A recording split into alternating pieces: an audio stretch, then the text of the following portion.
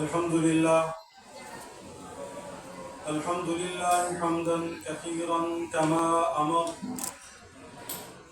ونشهد أن لا إله إلا الله وحده لا شريك له في الخلق والأمر، إرغاما لمن جحد به وكفر. ونشهد أن سيدنا وسندنا وحبيبنا وشفيعنا وهادينا ومولانا وملجأنا وقائدنا الأعظم والنبي الأكرم والرسول الأفخم محمدا عبده ورسوله، لا نبي بعده ولا رسول بعده ولا معصوم بعده ولا إمام بعده ولا أمة بعد أمته، وسيد الخلائق والبشر، صلى الله تبارك وتعالى عليه وعلى آله وأصحابه وأزواجه وأتباعه وأولاده، وبارك وسلم تسليما كثيرا كثيرا. أما بعد، فأعوذ بالله من الشيطان الرجيم. بسم الله الرحمن الرحيم. والسابقون الأولون من المهاجرين والأنصار والذين اتبعوهم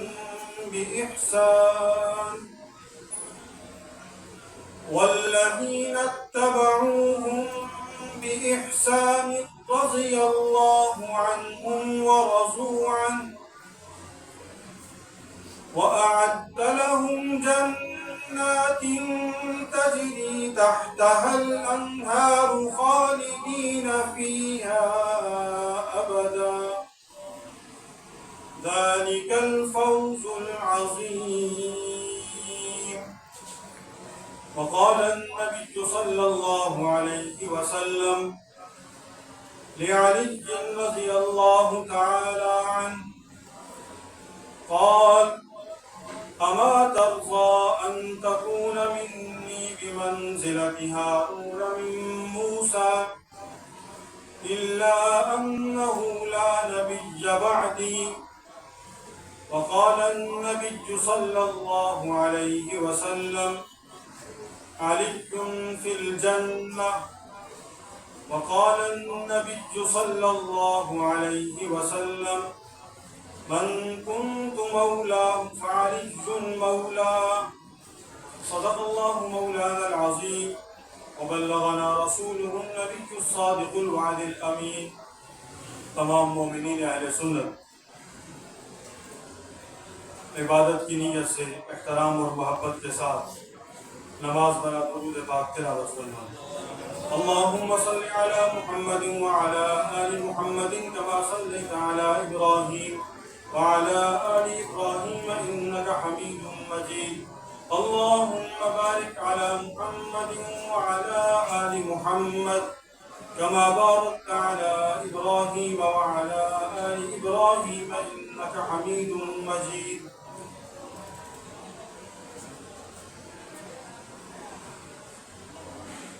تمام مومنین اہل سنت کو اسلامی سال نو 1448 ہجری مبارک ہو.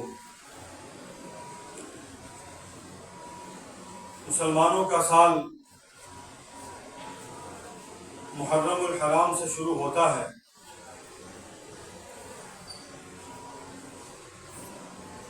اور ذوالحج پر مکمل ہوتا ہے.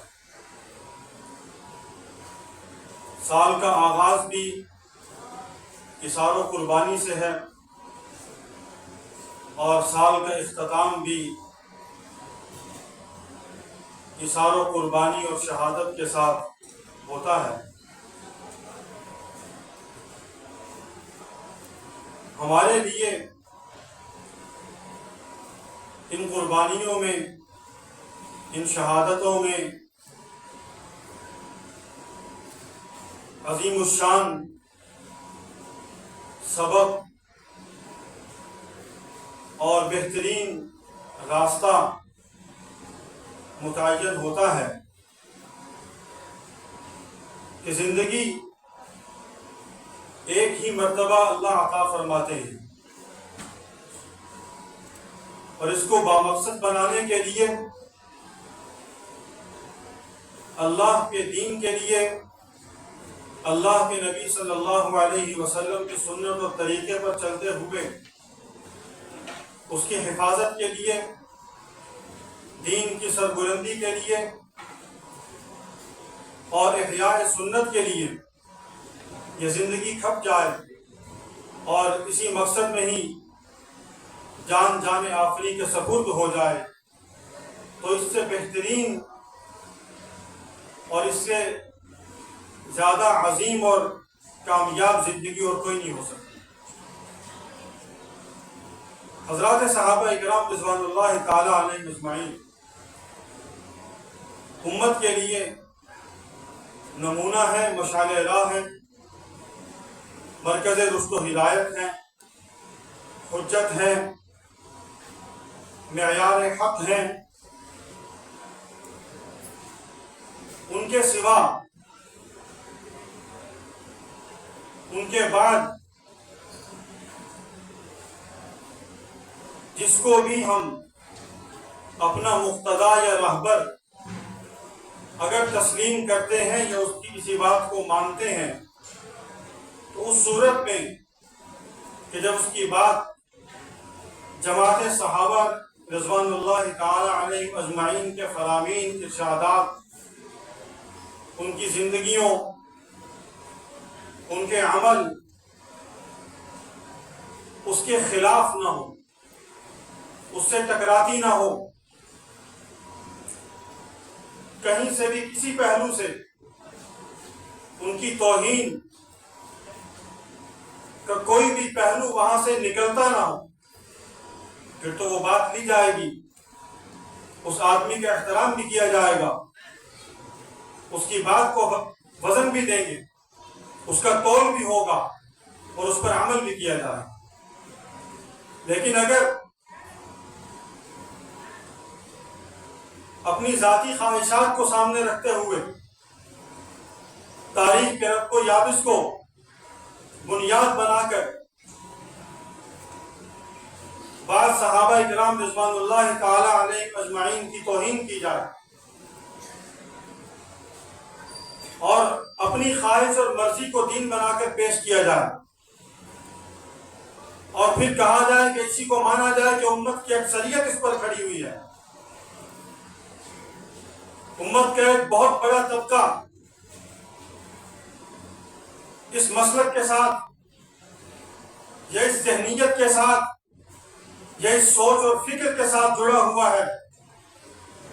یہ بات درست ہے کہ ہم اکابر کا احترام کرتے ہیں، ہمیں دین انہی سے ملا ہے، ہمیں سنت انہی سے ملی ہے، ہمیں رسول اللہ صلی اللہ علیہ وسلم کا طرز عمل انہی سے ملا ہے، ہمیں صحابہ کی محبت انہی سے ملی ہے۔ لیکن اگر کہیں پر انہیں غلط فہمی ہو گئی تو اس کو بھی ہم مان لیں، یہ کیسے ممکن؟ اس غلط فہمی کو کس طرح تسلیم کر لیا جائے اور اس کو یہ کہہ کر منوایا جائے کہ چونکہ سب نے یوں ہی لکھ دیا، سب نے یوں ہی کہہ دیا، سوائے چند ایک کے، تو ہم اس لیے چند ایک کو نہیں مانیں گے، سب کو مانیں گے، چاہے وہ سب کے سب صحابہ کے خلاف بولے، چاہے وہ سب کے سب صحابہ کی جماعت کے عظیم افراد کے خلاف اپنے قلم کو چلائیں یا اپنی زبانوں کو چلائیں، تو کس طرح مان لیا جائے؟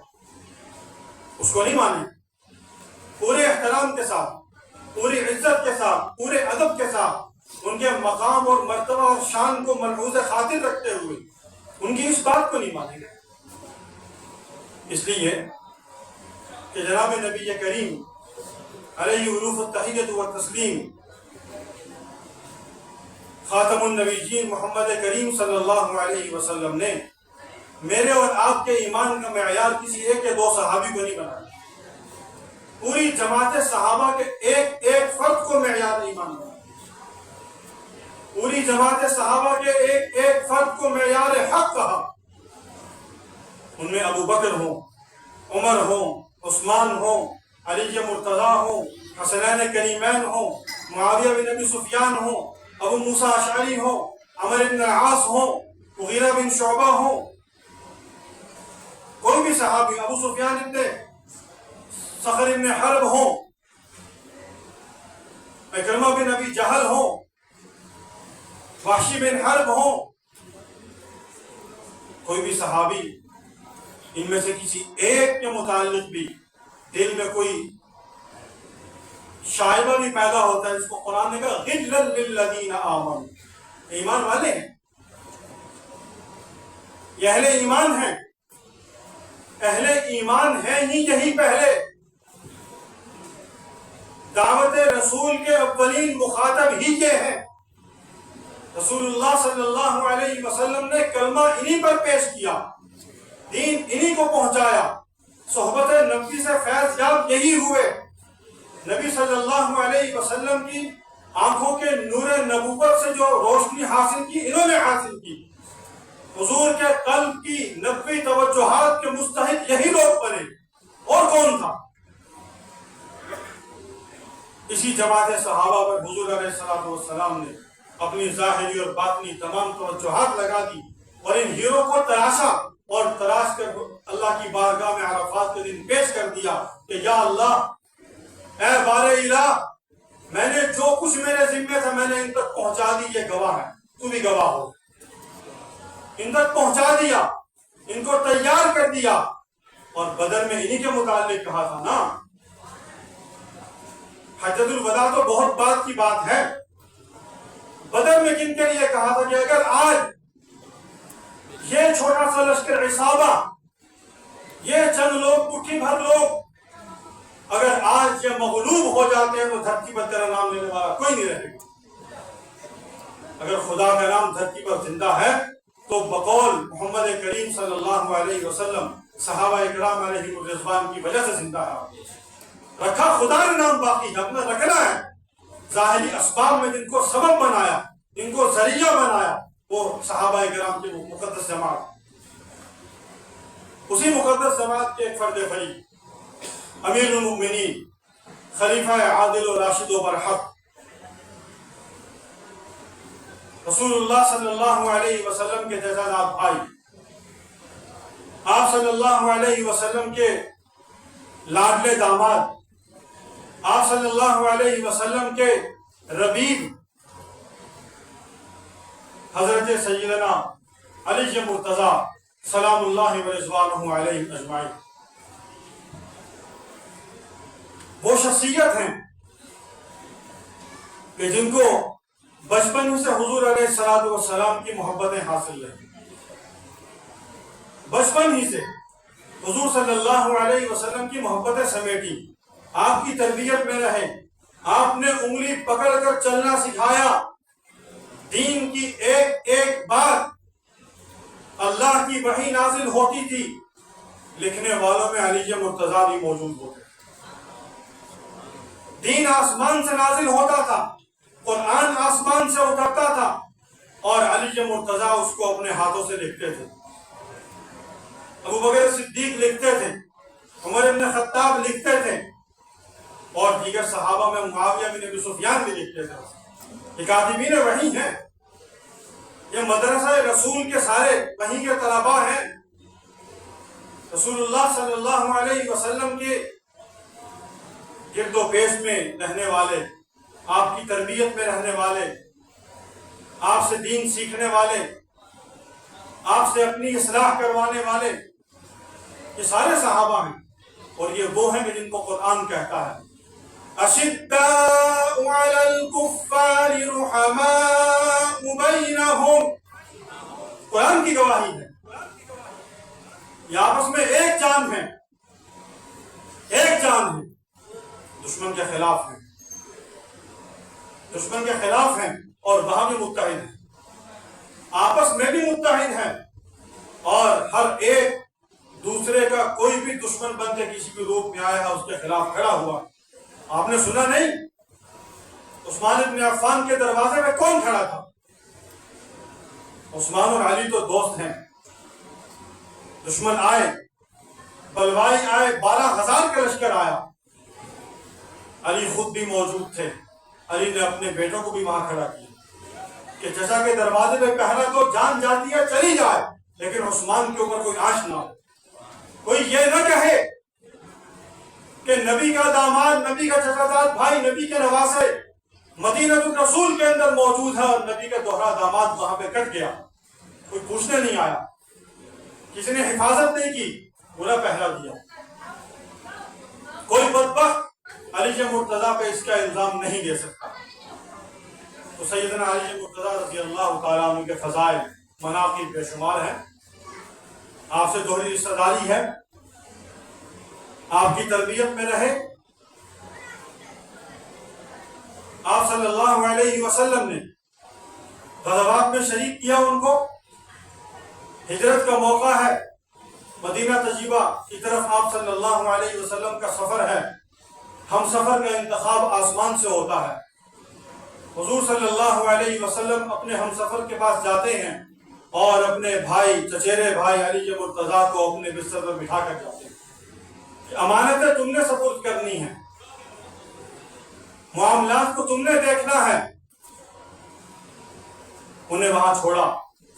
کوئی معمولی بات نہیں ہے، کوئی معمولی منصب نہیں ہے، کوئی معمولی موقع بھی نہیں ہے. جان ہتھیلی پر رکھ کے وہاں بیٹھے ہیں، کفار باہر گھیرا دیے ہوئے ہیں، حملہ کرنے کے لیے تیار بیٹھے ہیں. اور اس وقت میں اللہ کے نبی صلی اللہ علیہ وسلم شہادت الوجوہ پڑھتے ہوئے جاتے ہیں، ان کی آنکھوں میں دھول جھونکتے ہوئے گزر جاتے ہیں. کسی ایک کو اندازہ نہیں ہوتا کہ کون ہمارے سامنے سے گزر گیا. اور وہ یہی سمجھتے ہیں کہ حضور صلی اللہ علیہ وسلم گھر میں ہیں، لیکن جب گھر پہ حملہ ہوتا ہے تو آگے علی مرتضیٰ ہے. علی کا خاندان پیچھے ہے، علی کا خاندان پیچھے ہے. اس کی وجہ سے ان کو ایک لحاظ ہے، ایک لحاظ ہے. کچھ نہیں کہا. سیدنا علی مرتضیٰ رضی اللہ تعالیٰ عنہ اپنی حضور کے فرمان کے مطابق امانت سپرد کرتے ہیں، معاملات کو نمٹاتے ہیں، اور پھر وہ بھی اسی ہجرت کے شرف سے مشرف ہوتے ہیں. وہ بھی مہاجر ہیں، انہیں بھی شرف حاصل ہوا. حضور صلی اللہ علیہ وسلم بیعت رضوان میں بھی ان کو شریک کرتے ہیں. شریک ہے اس کے اندر علی مرتضیٰ. قصاص عثمان کی بیعت ہے، عثمان کے خون کا بدلہ لینے کی بیعت. رسول اللہ صلی اللہ علیہ وسلم اللہ کے حکم سے حدیبیہ کے مقام پہ کرتے ہیں.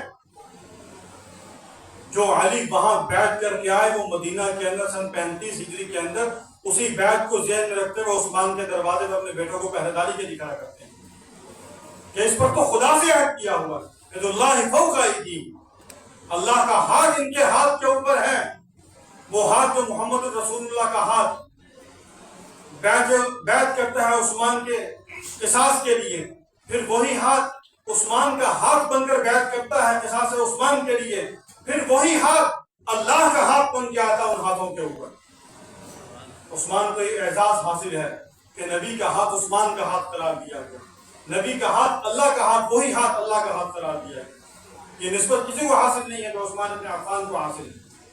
علی مرتضیٰ رضی اللہ تعالی عنہ اس بیعت کے اندر موجود ہیں، اس بیعت کے اندر موجود ہیں، غزوات میں شریک ہیں، عشرہ مبشرہ کا حصہ ہیں کہ ایک ہی مجلس میں حضور صلی اللہ علیہ وسلم نے 10 صحابہ کے لیے اعلان فرمایا: ابو بکر فی الجنہ، عمر فی الجنہ، عثمان فی الجنہ، علی فی الجنہ شامل ہے ان کے اندر، طلحہ زبیر فی الجنہ، عبد الرحمن ابن عوف فی الجنہ، سعد و سعید فی الجنہ.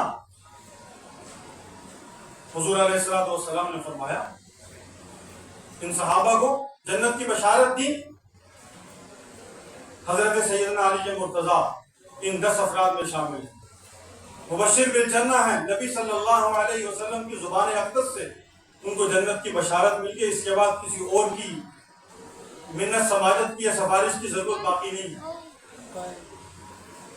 کسی اور کو محب علی بننے کی ٹھیکیداری لینے کی بھی ضرورت نہیں ہے کہ جناب یہ جنتی ہے. کس نے کہا کہ تم بتاؤ جنتی ہے؟ ہمیں تو محمد الرسول اللہ نے بتایا، ہمیں اس پر یقین، اسی پر یقین ہے. تم جھوٹ کہہ سکتے ہو، محمد الرسول اللہ جھوٹ نہیں کہہ سکتے.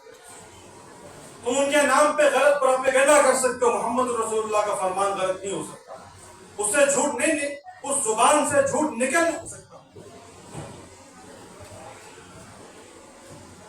وہ زبان سچائی کے لیے ہے، اس زبان پر سوائے سچ کے اور کچھ نہیں آتا۔ حضرت سیدنا علی مرتضی رضی اللہ تعالی عنہ، نام علی ہے، لقب ابو تراب بھی ہے، حیدر بھی ہے، کنیت ابو تراب ہے، ابو الحسن ہے۔ آپ صلی اللہ علیہ وسلم نے اپنے بچپن کا زمانہ اپنے ددیال میں گزارا۔ حضور صلی اللہ علیہ وسلم کے انتقال، آپ کے والد گرامی کے انتقال پرملال آپ کی پیدائش سے پہلے ہوا، آپ یتیم پیدا ہوئے۔ قرآن کریم میں آتا ہے سورہ وضحا کے اندر، وَوَجَدَكَ ضَالًّا فَهَدَى وَوَجَدَكَ عَائِلًا فَأَغْنَى۔ قرآن نے کہا ہم نے آپ کو یتیم پایا، فآویٰ ٹھکانہ دیا، آپ کو یتیم پیدا ہو، دادا نے سرپرستی کی، ان کا بھی انتقال ہو گیا۔ ابھی رسول اللہ صلی اللہ علیہ وسلم بہت چھوٹی عمر میں، آپ صلی اللہ علیہ وسلم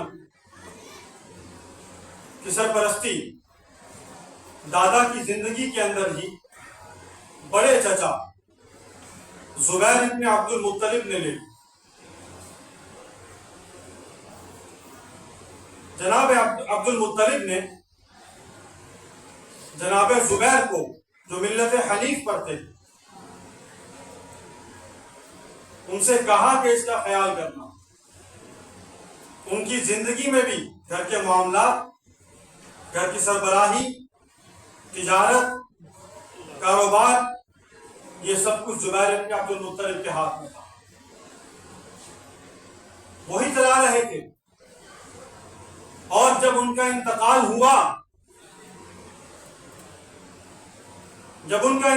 ہوا، جناب رسول اللہ صلی اللہ علیہ وسلم کی عمر مبارک 30 برس، بعض روایات میں 33 برس، بعض روایات میں 35 برس کے لگ بھگ تھی۔ حضور علیہ السلام نے 10 برس کی عمر میں جو تجارتی سفر کیا، صحیح روایات کے مطابق وہ سفر جناب زبیر کے ساتھ، ان کے ساتھ سفر ہوا۔ تاجر وہ تھے، مالدار وہ تھے، صاحب حیثیت وہ تھے، پورے کنبے اور قبیلے کی سرپرستی اور سربراہی وہ فرما رہے تھے، سب کو سنبھال وہ رہے تھے۔ حضور علیہ السلام بھی انہی کے زیر کفالت تھے، انہی کے ساتھ رہے، اور آپ نے انہی کے ساتھ مختلف اطراف و اکناف کے سفر کیے، اور وہاں پر تجارت کے اصول، مختلف علاقے، وہاں کا تعارف، پہچان، یہ سارا اپنے اسی چچا کے ذریعے ہوا۔ مختلف روایات ملتی ہیں، آپ اہل سنت علماء دیوبند کے بہت بڑے بزرگ گزرے ہیں، حضرت مولانا محمد نافع صاحب رحمۃ اللہ علیہ، ان کی کتاب کا مطالعہ کر لیجئے، لکھا ہے انہوں نے، اور اسی طرح اور بزرگوں نے بھی لکھا ہے کہ حضور صلی اللہ علیہ وسلم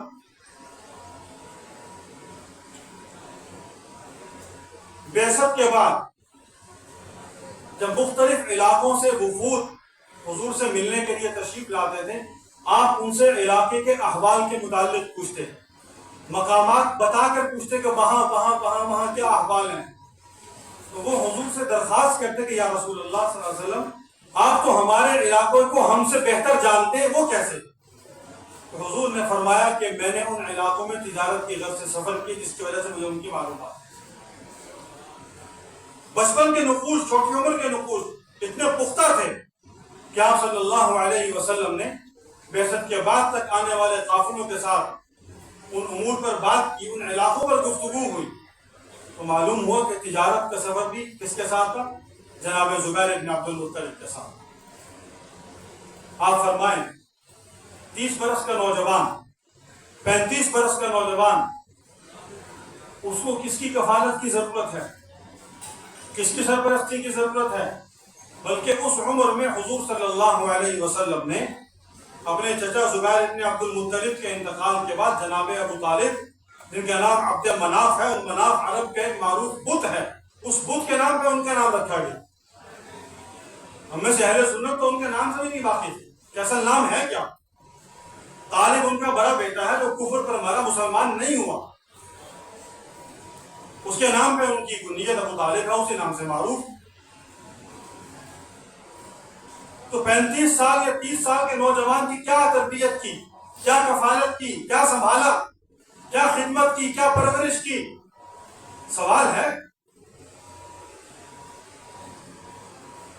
جناب علی مرتضیٰ رضی اللہ تعالیٰ عنہ چھوٹے ہیں، حضور صلی اللہ علیہ وسلم عمر میں بہت بڑے ہیں۔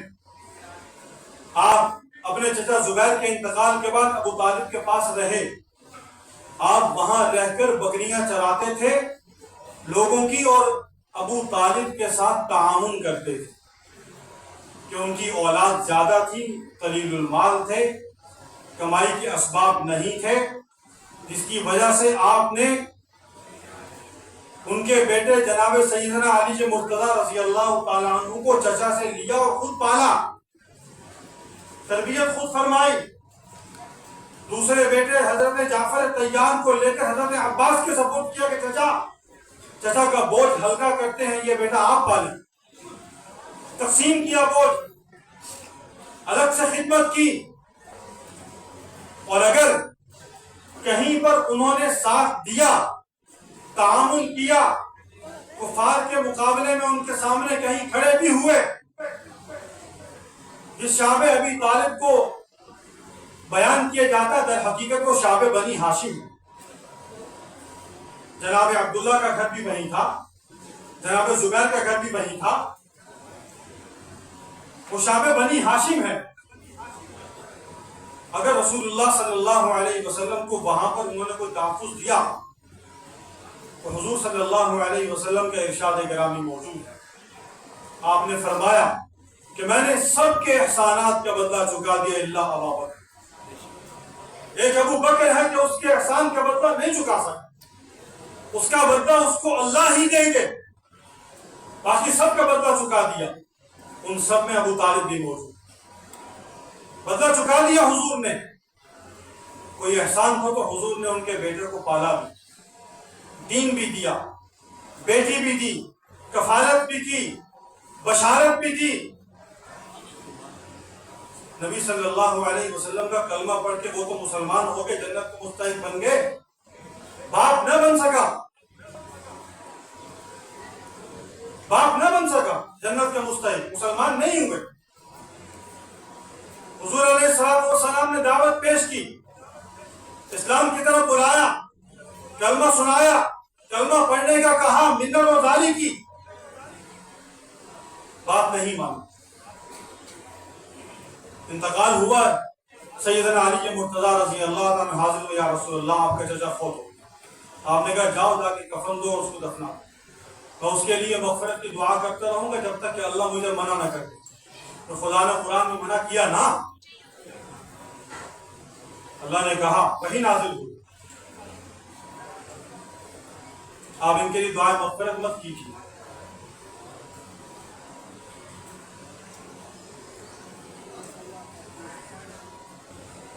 سیدنا علی مرتضیٰ رضی اللہ تعالیٰ عنہ حضور صلی اللہ علیہ وسلم کے چچا زاد بھائی، آپ نے اپنی سب سے لاڈلی اور چھوٹی بیٹی سیدہ فاطمہ کے نکاح حضرت علی سے کیا۔ جہاں آج سیرت علی ساتھ ساتھ بیان ہوگی، وہاں کچھ نہ کچھ سوالات اور اشکالات کے جوابات کی جو توفیق چلتا رہے گا۔ سیدہ فاطمہ رضی اللہ تعالیٰ عنہ، ان کا نکاح سیدنا علی سے ہوتا ہے۔ ہمارے اہل سنت میں سے کتنے لوگ جانتے ہیں کہ اس شادی کا مشورہ دینے والا کون تھا؟ کون تھا مشورہ دینے والا؟ سیدنا ابوبکر صدیق رضی اللہ تعالی عنہ، سیدنا عمر فاروق رضی اللہ تعالی عنہ، انہوں نے مشورہ دیا حضرت علی سے، کہا جاؤ حضور علیہ السلام سے درخواست کرو، آپ بھی خواہش رکھتے ہیں، کوئی پریشانی کوئی ضرورت ہم حاضر، ہمارے بھائی ہیں، جو حکم کرو گے پورا ہوگا۔ سیدنا عثمان اس سارے معاملے میں سب شریک رہے، شادی حیدر کی وہ خرچ عثمان کا، ایک علی سے پیار ابن عفان کا، عثمان کا مال لگا، ابو بکر نے خریداری کی، نبی صلی اللہ علیہ وسلم نے پسند کی اپنی بیٹی کے لیے، سیدہ فاطمہ کے گھر کو جا کے سجایا عائشہ صدیقہ نے، وہاں پہ سامان رکھا ام المومنین سیدہ عائشہ نے۔ ان کو بیان نہیں ہوتا، یہ بتایا نہیں جاتا ان کے تعلقات کیا ہیں، ان کی محبتیں کتنی ہیں، ان کے رشتے کتنے گہرے اور مضبوط ہیں۔ یہ ہم اپنے اہل سنت کو بتانا شروع کر دیں، ان میں سے رزق نکل جائے گا، سبائیت نکل جائے گی، سب صحابہ کی محبت یکساں ان کے دلوں کے اندر موجود ہو جائے۔ یہ سب کچھ نہیں بتایا جاتا، ہم صرف مخصوص دنوں کے اندر مخصوص قصے سناتے ہیں بیٹھ کے، جن میں مجمع بھی خوش ہو جائے، دھات بھی مل جائے اور مال بھی مل جائے۔ کرائے پر افراد منگا کے، کرائے پر مجمع اکٹھا کر کے ہم محفلیں سجاتے ہیں اور مجالس منعقد کرتے ہیں، ٹولیاں بنتی ہیں، ٹکڑیاں آتی ہیں، ان کے ساتھ ریٹ طے ہوتے ہیں، معاملات طے ہوتے ہیں کہ یہ کام تمہارے ذمہ ہے، کیا لوگے بتاؤ، کتنے میں بکو گے، کتنے میں سارے امور انجام دے جاؤ گے۔ کیا یہ دین کے لیے ہے؟ کیا یہ حب علی ہے؟ کیا یہ خاندان رسول، اہل بیت رسول سے محبت ہے؟ مال کے لیے؟ وہ تو دین پر جانے قربان کر کے تم مال کے لیے آتے ہو، شرم نہیں آتی۔ اور دعویٰ محبت رسول کا ہے، دعویٰ حب علی کا ہے۔ حب علی تو یہ ہے کہ ابو بکر کے ساتھ کھڑے ہو جاؤ، عمر کے ساتھ کھڑے ہو جاؤ، عثمان کے ساتھ کھڑے ہو جاؤ، ان کی مخالفت مت کرو۔ سوشل میڈیا پہ آزادی دی ہوئی ہے، سنا نہیں آپ نے؟ بڑے بڑے موذی بک رہے ہیں کہ جناب جو فاطمہ کے گھر کو جلانے کے لیے آیا، ہم اس کا مسلمان کیسے مان لیں؟ جس نے فتح پہ قبضہ کر لیا، ہم اس کو مسلمان کیسے مان لیں؟ جس نے خلافت بلا فصل علی پہ قبضہ کر لیا، اس کو مسلمان کیسے مان لیا جائے؟ جو علی سے بھڑ گیا، ہم اس کو مسلمان کیسے مان لیں؟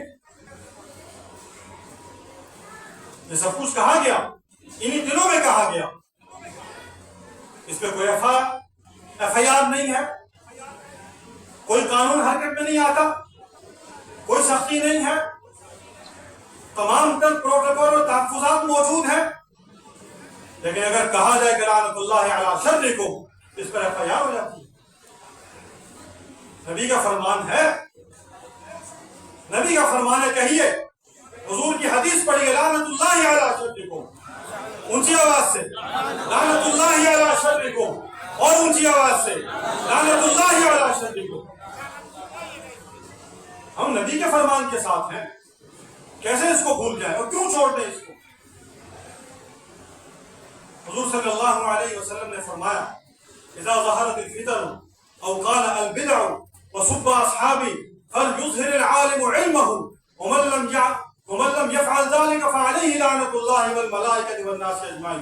جو شخص نبی صلی اللہ علیہ وسلم کے دیے ہوئے عقیدے کو اور صحابہ پر سب و تبرہ ہونے کے بعد ان کے خلاف بات نہیں کرتا، امت کو اس سے آگاہ نہیں کرتا، مسلمانوں کو باخبر نہیں کرتا، ان کے ایمان کے تحفظ کی جد و جہد اور محنت نہیں کرتا، اس پر اللہ اور نبی اور ملائکہ کی لعنت ہے۔ ہم کیوں لعنت کے مستحق بنے؟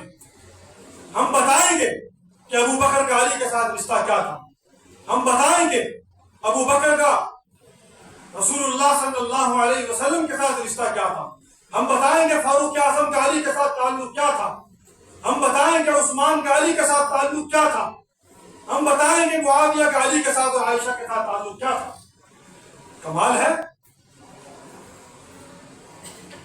ہمیں ان تعلقات کے بتانے سے ہچکچاہٹ کیوں ہے؟ ان کو ذکر کیوں نہیں کیا جاتا؟ منبروں سے یہ بات کیوں نہیں ہوتی؟ یہی وجہ ہے کہ رفض اور سبائیت تمہارے اندر در آئی۔ اس کو بیان کرنا شروع کریں، یہ ساری نجاستیں، یہ ساری رذالتیں ختم ہو جائیں گی انشاءاللہ۔ حضور صلی اللہ علیہ وسلم ہجرت کے بعد سیدہ فاطمہ کے ساتھ نکاح ہوتا ہے سیدنا علی کا۔ نکاح کے گواہ کون ہیں بھائی؟ ابو بکر ہیں، عمر ہیں، عثمان ہیں، عبد الرحمن ابن عوف ہیں۔ علی اور فاطمہ کے نکاح کے گواہ موجود ہیں مسجد نبوی کے اندر۔ حضور فرماتے ہیں اللہ، بلکہ حضور نے فرمایا کہ تم بھی گواہ ہو اور اللہ کے فرشتے بھی گواہ۔ وہ تم کون تھے؟ ابو بکر، عمر، عثمان، عبد الرحمن ابن عوف، ابو ہریرہ رضی اللہ تعالیٰ اجمعین، یہ سارے صحابہ موجود ہیں وہاں۔ خدا کا رسول ان کو گواہ بناتا ہے اپنی دختر نیک اختر کے نکاح کے موقع پر۔ اس کے بعد غزوات کے اندر سیدنا علی مرتضیٰ شریک ہوئے۔ کوئی غزوہ ایسا نہیں جس میں پیچھے رہے ہوں، سوائے ایک تو اس کا تذکرہ انشاءاللہ آگے آئے گا۔ خیبر کا موقع ہے، بات مختصر کرتا ہوں، آگے چلتا ہوں۔ سب غزوات میں شریک ہیں الحمدللہ، اعزاز حاصل، علی مرد میدان ہیں، ڈرنے والے نہیں ہیں، گھبرانے والے نہیں ہیں۔ جہاں انہیں میدان میں جانے سے حضور نے منع کیا، وہ حضور سے بھی درخواست گزار ہوئے کہ یا رسول اللہ، میں گھر میں بیٹھنے والا آدمی نہیں ہوں، آپ مجھے عورتوں اور بچوں پر امیر بنا کے جا رہے ہیں، میں اس میدان کا آدمی نہیں، میں تو لڑنے کے لیے آیا ہوں، مرنے کے لیے کھڑا ہوں، مجھے میدان میں لے کر جا، مجھے آپ گھر میں مت چھوڑے، مجھے آپ مدینہ میں پابند مت کیجیے، مجھے ساتھ لے کر جا، میں لڑوں گا، اسلام کے لیے کہیں کام آ جاؤں گا، لیکن میں یوں ہاتھ پاؤں باندھ کے گھر میں بیٹھ مجھے یہ قبول نہیں ہے، پسند نہیں ہے۔ علی کا جذبہ تو یہ ہے، علی کا ایمان تو یہ ہے، علی کی شان اور منصب اور مقام اور مرتبہ تو یہ ہے۔ خیبر کا موقع آتا ہے، سن 7 ہجری ہے، رسول اللہ صلی اللہ علیہ وسلم مدینہ سے 80 کلومیٹر کا فاصلہ طے کر کے کم و بیش خیبر کے مقام پہ جاتے ہیں، اور یہود کا وہاں قبضہ ہے۔ صحابہ اکرام رضوان اللہ تعالی علیہم اجمعین کا لشکر وہاں موجود ہے۔ خیبر کا محاصرہ کیا۔ خیبر کے قلعے ہیں، کتنے قلعے ہیں؟ صحابہ تحریک کو پتا ہے کہ حضرت علی رضی اللہ تعالیٰ عنہ آئے، حضور نے آخا کہ میں جے کو جھنڈا جیسا کل دی دیوار ہے، بس اودے ہاتھ دے اتے خیبر فتح تھی۔ بس مدینے کو ٹرے، خیبر پہنچے، رات ٹکے، فجر حضور نے جھنڈا پکڑایا، مولا علی نے منکے میں ہاتھ مارا، خیبر ابو اللہ، کہانی ختم۔ ہمیں تو اتنا ہی پتا، بتایا بھی یہی جاتا ہے، کہانی بنا کر پیش بھی یہی کی جاتی ہے، اور اہل تسنن بھی اسی کو بیان کرتے ہیں۔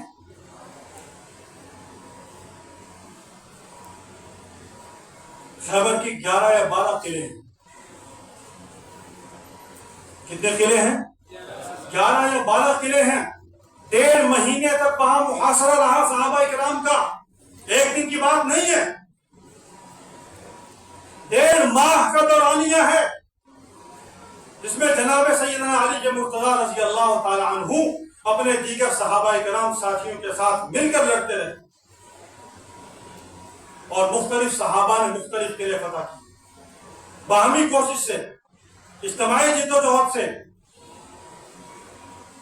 سب سے پہلا قلعہ وہ قلعہ نائم ہے، جس پر جا کے حملہ کیا، محاصرہ کیا۔ حضرت محمد ابن مسلمہ انصاری رضی اللہ تعالیٰ عنہ کے بھائی محمود ابن مسلمہ، وہ پہلے شہید ہیں اس خیبر کی جنگ کے دوران۔ دیوار کے ساتھ ٹیک لگا کر بیٹھے، اوپر سے یہودی نے پتھر پھینکا، شہید کر دیا۔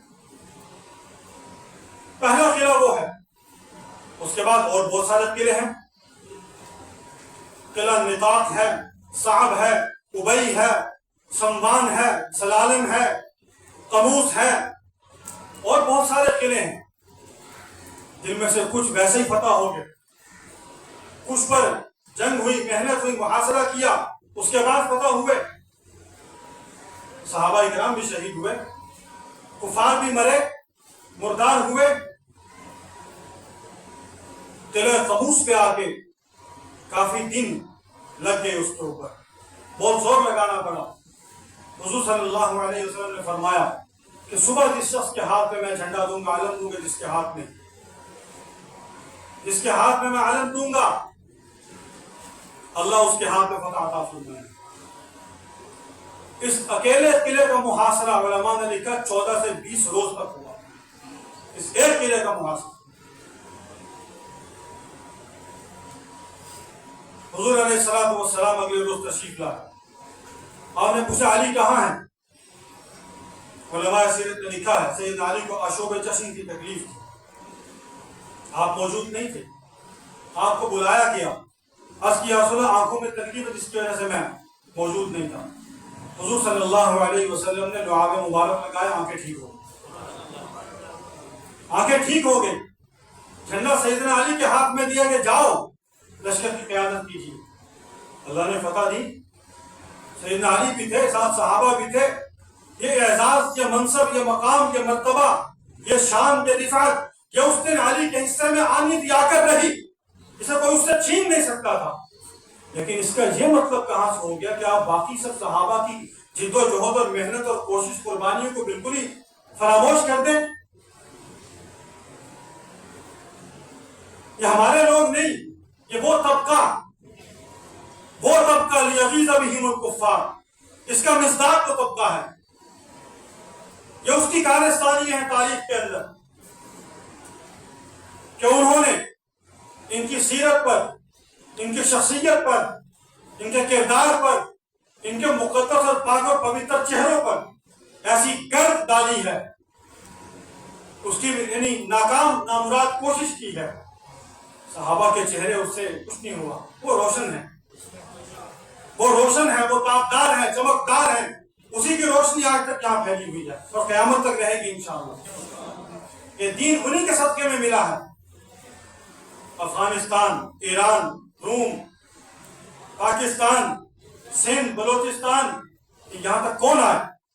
دین کا پیغام کون لے کر آیا؟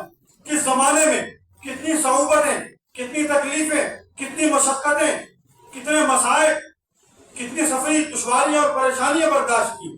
کس کے لیے مال ملا، اقتدار ملا، جائیداد بڑی، وراثت میں کیا کچھ چھوڑ کر گئے؟ ہمیشہ کی زندگی لکھوا کر آئے تھے، اس لیے آئے یہاں پر کہ قبضہ کر کے بیٹھ جائیں گے؟ اعلاء کلمت اللہ کے لیے، دین کی دعوت کو لے کر، اسلام کے پیغام کو لے کر، محمد رسول اللہ صلی اللہ علیہ وسلم کے دین کا علم بلند کرنے کے لیے، انہی کا صدقہ ہے کہ میں اور آپ مسلمان بیٹھے ہیں۔ یہ علی کا صدقہ ہے کہ میں اور آپ کلمہ گو ہیں۔ یہ اس صحابہ کی جماعت کے ایک ایک فرد کا ہم پر احسان عظیم ہے کہ جس کا بدلہ قیامت کی صبح تک کوئی مسلمان چکا نہیں سکتا،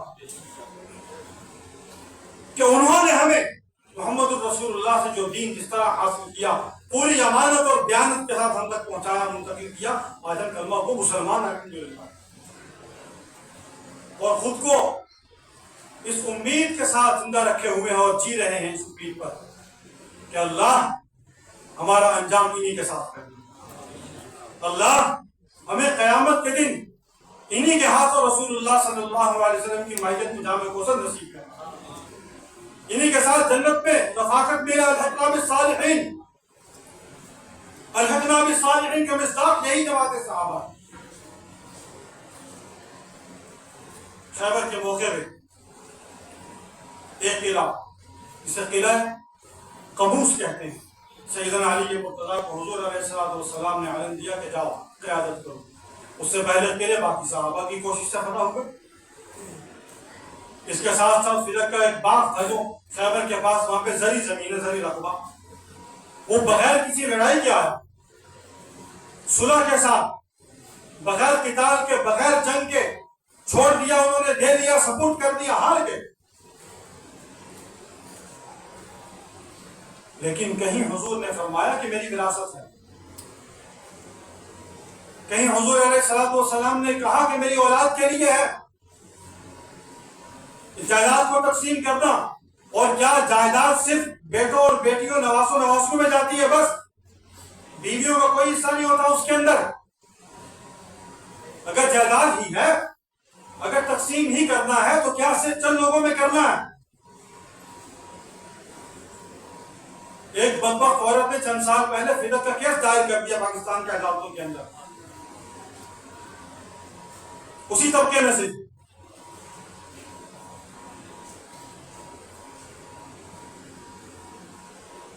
کچھ بھی نہیں ہے۔ حضور صلی اللہ علیہ وسلم نے فرمایا ان الانبیاء لا نورث دینارا ولا درہما، انبیاء کرام کی وراثت درہم و دینار نہیں، ان کی وراثت دین ہے، ان کی وراثت علم ہے، اور وہ علم صحابہ کو منتقل ہوا، وہ علم اور وہ دین علی مرتضیٰ کے پاس آیا۔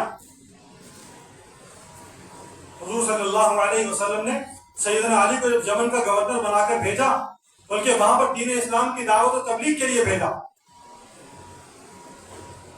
تو سیدنا علی نے عرض کیا رسول اللہ صلی اللہ علیہ وسلم میں تو وہاں جاؤں گا، وہاں فیصلے کرنے پڑے گا، لوگوں کے معاملات ہوگے، میں کس طرح کروں گا، میرا تجربہ نہیں ہے۔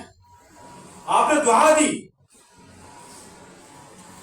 آپ صلی اللہ علیہ وسلم نے سیدنا علی مرتضیٰ کو دعا دی، اللہم اہدی قلبہ، اللہ اس کے دل کو ہدایت پہ قائم رکھ، وسدد لسانہ، اس کی زبان کو بھی راہ راست پر ٹھیک رہے، صحیح فیصلے کرے، صحیح بات اس کے منہ سے نکلے، غلط فیصلہ نہ ہو، صحیح سوچ، صحیح فکر، صحیح عمل اس کے وجود سے صادر ہو۔ اس کے بعد سیدنا علی کو کبھی فیصلوں میں دشواری نہیں ہوئی، کبھی فیصلوں میں دشواری نہیں ہوئی۔ اگلا موقع غزوہ تبوک کا ہے، جسے غزوہ ذات العسرہ کہا جاتا ہے۔ سیدنا علی جیسے دیگر غزوات میں شریک ہوئے، اس میں بھی شرکت کے لیے تیار تھے۔ حضور صلی اللہ علیہ وسلم ہمارے کہ نہیں آپ مدینہ میں رہیں۔ سیدنا علی پریشان ہوئے کہ آپ مجھے مدینہ میں رہنے کا کیوں کہتے ہیں، میں نے تو جانا میدان کا آدمی ہوں۔ جب اسلام زیادہ بڑھا تو حضور صلی اللہ علیہ وسلم نے فرمایا اے علی اما ترضا، کیا تو اس بات پہ راضی نہیں، اما ترضا کیا تو اس بات پہ راضی نہیں ان تکون منی بمنزلۃ ہارون من موسیٰ، کہ تجھے مجھ سے وہی نسبت اور تعلق قائم ہو جائے جو نسبت اور تعلق ہارون کو موسیٰ کے ساتھ قائم تھی جب وہ کوہ طور پر گئے تھے نیابت کی۔ یہاں جو بات سمجھنے کی یاد رکھیے، کیا اس اعلان سے خلافت بلا فصل ثابت ہوتی ہے؟ ایک طبقہ امت میں انتشار پیدا کرنے والا، امت میں تفریق پیدا کرنے والا طبقہ، امت کو تقسیم کرنے والا طبقہ، گمراہ کرنے والا طبقہ، خاندان رسول کے نام پر اپنا کاروبار سجا کر صحابہ کرام کے بغض سے ان کے دل و دماغ اور سینے لبریز، ظاہر بھی کالا اور باطن بھی کالا،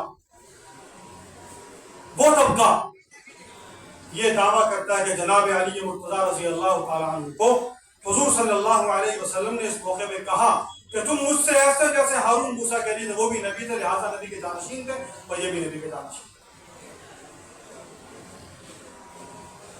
اس لیے ابو بکر نے، عمر نے، عثمان نے علی کا حق نعوذ باللہ نعوذ باللہ نعوذ باللہ ثم نعوذ باللہ غصب کیا، اور حضرت علی مرتضیٰ رضی اللہ تعالیٰ عنہ کو حضور کے بعد منصب خلافت پر نہیں آنے دیا، خود قابض ہو کر بیٹھ،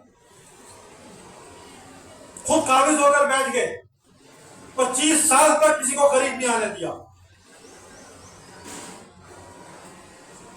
ان کو تو 1400 سال کے بعد ساری بات کی خبر ہو گئی، ان کو بہت دکھ ہے، علی نے کوئی احتجاج نہیں کیا، حسنین کریمین نے کوئی احتجاج نہیں کیا، خاندان رسول نے کوئی احتجاج نہیں کیا، کسی کو کوئی پریشانی نہیں ہوئی اس کے اوپر، کسی نے کوئی جلوس نہیں نکالے، کوئی مقدمہ دائر نہیں کیا، کوئی دعویٰ نہیں کیا، بلکہ جناب رسول اللہ صلی اللہ علیہ وسلم کا مرض الوفات ہے، آپ صلی اللہ علیہ وسلم بیمار ہیں۔ احادیث مبارکہ میں آتا ہے کہ حضور علیہ السلام اتنے کمزور ہو گئے کہ خود چل کر تشریف نہیں لا سکتے تھے۔ متعدد مرتبہ ایسا ہوا کہ آپ دو صحابہ کے کندھوں پر ہاتھ رکھ کے ان کا سہارا لے کے آپ ان میں سے ایک عباس کے اور ایک علی کے، حضرت علی کو یہ شرف بھی حاصل کہ حضور علیہ السلام کی بیمار کرسی بھی خدمت بھی کیا آخر میں۔ سیدنا عباس نے کہا علی آپ سن چکے ہیں کئی مرتبہ، بھول جاتے ہیں نا، حضور علیہ السلام سے اپنے متعلق پوچھو، سوال کرو کہ ہمارے متعلق کوئی فیصلہ فرمائے کہ حضور کے بعد کون ہوگا، تاکہ ہمیں پتا ہو۔ اور دوسری بات کہ جو کچھ ملنا ہے وہ طے ہو جائے گا۔ حضرت علی کیا فرماتے ہیں؟ اہل سنت اور دوسرے طبقے کے تمام بڑے مصادر کے اندر یہ روایت موجود ہے، خاندان رسول کی روایت موجود ہے کہ سیدنا علی نے فرمایا کہ چچا میں نہیں جاؤں گا، میں حضور سے سوال نہیں کروں گا، میں حضور علیہ السلام سے نہیں پوچھوں گا کہ اگر حضور نے انکار کر دیا تو کچھ ملنا ہوا تب بھی نہیں ملے گا، کچھ ملنا ہوا تب بھی نہیں ملے گا، میں سوال نہیں کروں گا، جا کر دینا ہوگا خود دے دیں گے۔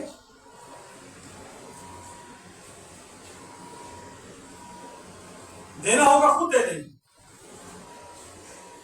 کوئی پریشانی نہیں ہوئی۔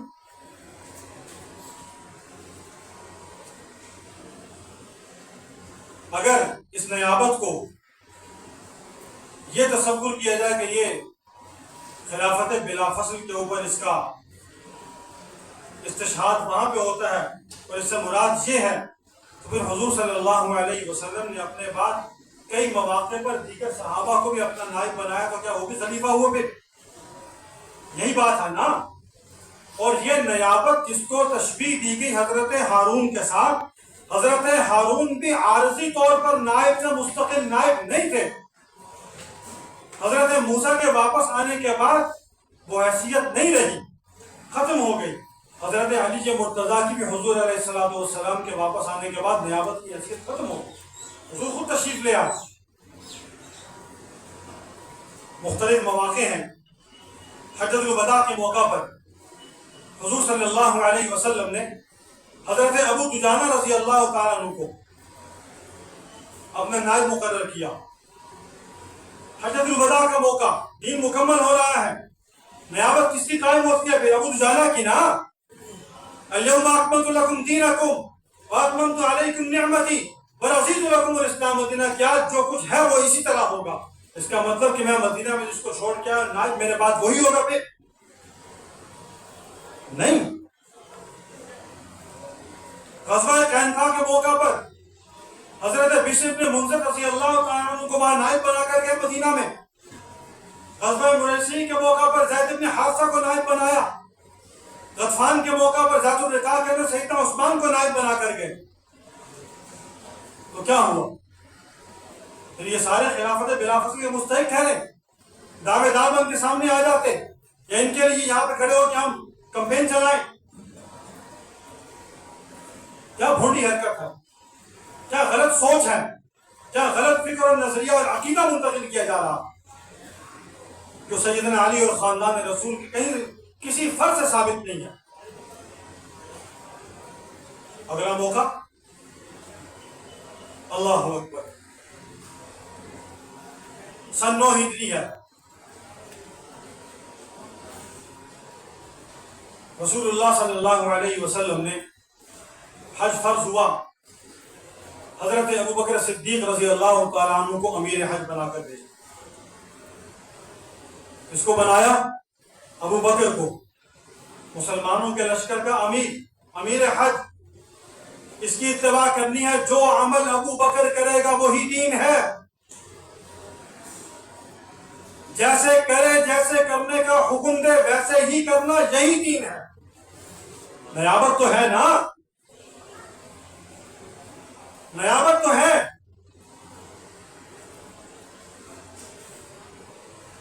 اسی موقع پر حضور صلی اللہ علیہ وسلم نے پیچھے سے سیدنا علی کے مرتضیٰ کو بھیجا، 4 پیغامات دے کر کے یہ جا کر آپ سنیں۔ تفسیر کتابوں میں موجود ہے۔ حضرت علی رضی اللہ تعالی عنہ مکہ میں پہنچتے ہیں۔ سیدنا ابوبکر صدیق نے سوال کیا۔ روایت ہے امام باقر رحمت اللہ علیہ کی، اہل بیت کی روایت، خاندان رسول کی روایت، امام باقر کی روایت ہے کہ حضرت ابوبکر صدیق اور حضرت علی اکٹھے ہوئے، ملاقات ہوئی تو حضرت ابوبکر نے پوچھا، علی آپ امیر بنا کر بھیجے گئے یا مامور بنا کر بھیجے گئے؟ آپ کو امیر بنا کر بھیجا گیا یا مامور بنا کر بھیجا گیا؟ فرمائیں اگر تو امیر ہے تو آپ امیر ہوں گے، میں آپ کی اتباع کے لیے تیار ہوں۔ حضرت علی نے فرمایا نہیں، مجھے تو حضور علیہ السلام نے صرف 4 پیغام دینے کے لیے بھیجا ہے، میں تو پیغام بر اور مامور بن کے آیا ہوں، ابھی آپ ہی۔ کون کہہ رہا ہے؟ ابوبکر صدیق۔ کس کو کہہ رہے ہیں؟ علی مرتضیٰ کو۔ روایت کس کی ہے؟ سیدنا محمد الباقر کی روایت ہے۔ سیدنا علی مرتضیٰ حج کرتے ہیں، امیر حج ابوبکر صدیق کی قیادت کے اندر، کوئی اعتراض نہیں کرتا۔ حضور صلی اللہ علیہ وسلم نے علی کو کہا کہ جاؤ اور جا کر ابوبکر کی قیادت میں حج کرو۔ کہہ سکتے تھے نا، کہہ سکتے تھے کہ تم امیر ہو۔ خیبر میں جھنڈا دیا، کس نے اعتراض کیا؟ کس کی جرت ہے اعتراض کرتا؟ امیر لشکر بنایا، جھنڈا دیا، جاؤ قیادت کرو، سب نے قیادت قبول کی۔ اور یہاں پر ابوبکر صدیق کے متعلق کہا کہ امیر وہ ہے، قائد وہ ہے، اس کی قیادت میں جا کے حج کرو، یہ پیغام جا کے دے۔ علی نے بھی قبول کیا، صحابہ نے بھی قبول کیا، کسی کو پریشانی نہیں ہوئی۔ بک بک کرنے والے آج بک بک کر رہے ہیں۔ خلافت بلا فصل کیسے ثابت ہوگی؟ اس ایک پیغام دینے سے۔ اور اس پر تعویل یہ پیش کی گئی جناب کہ حضور نے ابوبکر کی امارت کو ختم کر کے علی کو امیر بنا کے بھیجا، اس کو معطل کر دیا۔ جس سے یہ ثابت ہوتا ہے کہ ابوبکر پر اعتماد نہیں تھا، اس لیے حضور نے بعد میں مولا علی کو بھیجا اور وہ گئے اور جا کر نبی کے معتمد علیہ ٹھہرے اور جا کر انہوں نے امت کی قیادت کی۔ جب کہ حضرت علی کا اپنا بیان موجود، روایت محمد الباقر کی موجود، مکالمہ علی اور ابوبکر کے درمیان ہے، اور دشمن اس کو کیا رم دے رہا ہے کہ حضور علیہ السلام نے عدم اعتماد کرتے ہوئے علی کے مرتضیٰ کو بھیجا اور ابوبکر کو منصب سے ہٹا دیا۔ جھوٹ ہے، جھوٹ کا پلندہ ہے، کہانیاں ہیں، قصے ہیں، اسی پر سارا دین اور مذہب کھڑا ہوا۔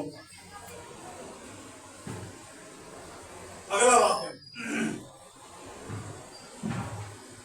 قرآن کریم میں اللہ سبحانہ وتعالیٰ نے ارشاد فرمایا، قُلْ تَعَالَوْا نَدْعُ أَبْنَاءَنَا وَأَبْنَاءَكُمْ وَنِسَاءَنَا وَنِسَاءَكُمْ وَأَنفُسَكُمْ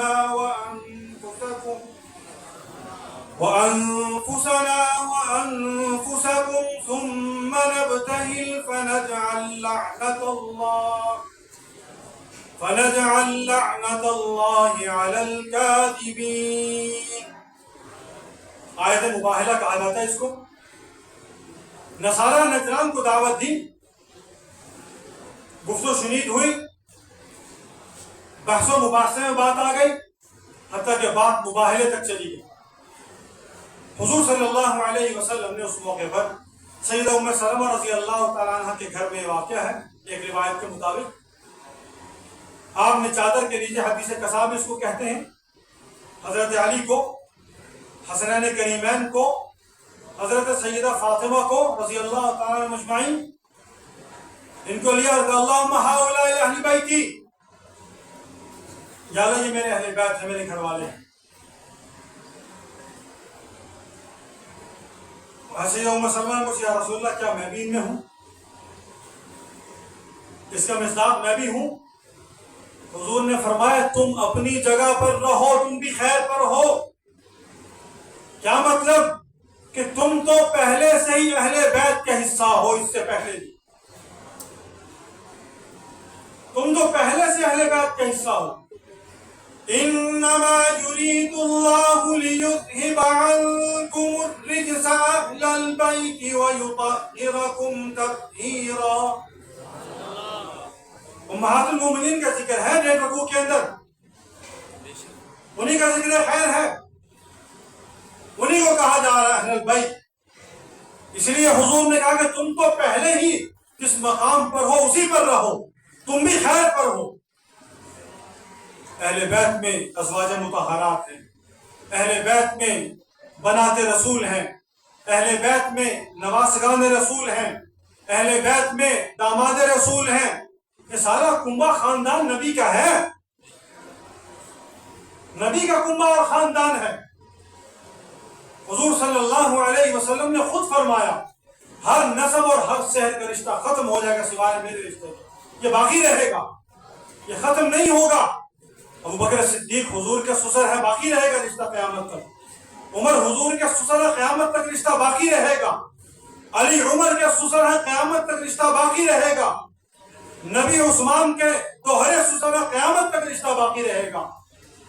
اور نبی عثمان کے ماموں بھی ہیں رشتے کے، یہ رشتہ بھی باقی رہے گا. علی بھی ماموں ہے رشتے کے، یہ رشتہ بھی باقی. تم جدا کر کے دکھاؤ تو صحیح، تمہاری جرت کیسے ہے؟ تم الگ کر کے دکھاؤ ان کو، تم تفریق کیسے کر سکتے ہو ان کے درمیان؟ کوئی اختیار نہیں کسی کو کہ صحابہ کو آپس میں جدا کر سکے، خاندان رسول کی تخصیص اور تعیین کر سکے، اہل بیت کی تخصیص اور تعیین کر سکے. ہمارا ایمان ہے ازواج مطہرات بھی اہل بیت، بنات طاہرات بھی اہل بیت، اولاد رسول بھی اہل بیت ہیں، نواسگان رسول بھی اہل بیت ہیں، داماد بھی اہل بیت میں شامل ہوتے ہیں. کیسے ان کو گھر سے نکالو گے تم؟ یہ تو مباہلہ ہوا نہیں، بات آگے بڑھی نہیں. اگر ہو جاتا تو کیا ہوتا؟ 2 روایتیں. اللہ اکبر.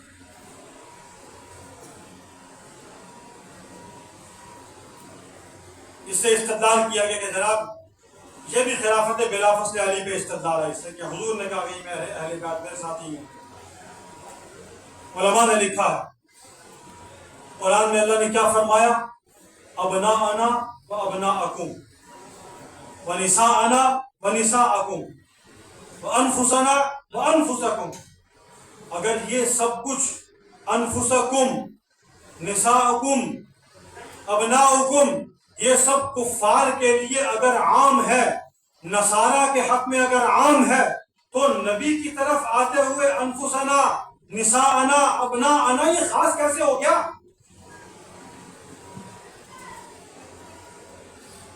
اور انفسنا سے مراد نفس علی کے مرتضی ہی کیوں؟ اور اس سے عین محمد کا ثبوت ہی کیوں؟ اور اگر تم اس سے عین محمد ثابت کرتے ہو انفسنا سے، تو پھر عین محمد ہونے پر بہت سارے اشکالات ہیں، بہت سے تحفظات ہیں. پھر علی کا رشتہ فاطمہ سے کیسے ہو سکتا ہے؟ اگر علی عین محمد ہے تو داماد کیسے ہوتا ہے محمد رسول اللہ کا؟ انفسنا میں علی صرف فرد واحد نہیں، اور اس کو تخصیص کر دینا کہ صرف یہ تو ہوا نہیں مباہلہ. اگر ہوتا تو کیا ہوتا؟ سیدنا عمر بن خطاب رضی اللہ تعالیٰ عنہ نے رسول اللہ صلی اللہ علیہ وسلم نے سوال کیا، رسول اللہ صلی اللہ علیہ وسلم اگر مباہلہ ہوتا تو آپ اس میں کس کس کو شامل کرتے؟ سوال ہے نا، صحابہ تو ایک بات تک پوچھتے تھے، رہنمائی لیتے تھے حضور سے. اگر یہ ہوتا تو آپ کس کس کو شامل کرتے، کس کو شریک کرتے؟ حضور علیہ السلام نے فرمایا علی کو، حسن و حسین کو، فاطمہ کو، عائشہ و حفصہ کو. اہل بیت نہیں ہے، ان کو شامل کرتا میں. اگلی روایت خاندان رسول کی روایت ہے، اولاد علی کی روایت ہے، اہل بیت کی روایت ہے. حضرت جناب جعفر صادق و محمد الباقر رحمہ اللہ کی روایت ہے، فرماتے ہیں کہ حضور نے فرمایا ابو بکر اور اولاد ابو بکر کو لے کر جاتا، عمر اور اولاد عمر کو لے کر جاتا، عثمان اور اولاد عثمان کو لے کر جاتا، علی اور اولاد علی کو شامل کر کے لے کر جاتا۔ یہ سب اہل بیت میں انفسنا کا مصداق، ابناءنا کا مصداق، نساءنا کا مصداق، یہ سارے گھرانے نبی کے گھرانے ہیں۔ اولاد عمر میں کون ہے؟ سیدہ حفصہ ہیں۔ اولاد ابوبکر میں کون ہے؟ اما عائشہ صدیقہ ہیں۔ اولاد عثمان میں اہل بیت عثمان میں کون ہے؟ حضرت عثمان کی اولاد نبی کے نواسے ہیں، نبی کا خاندان ہے۔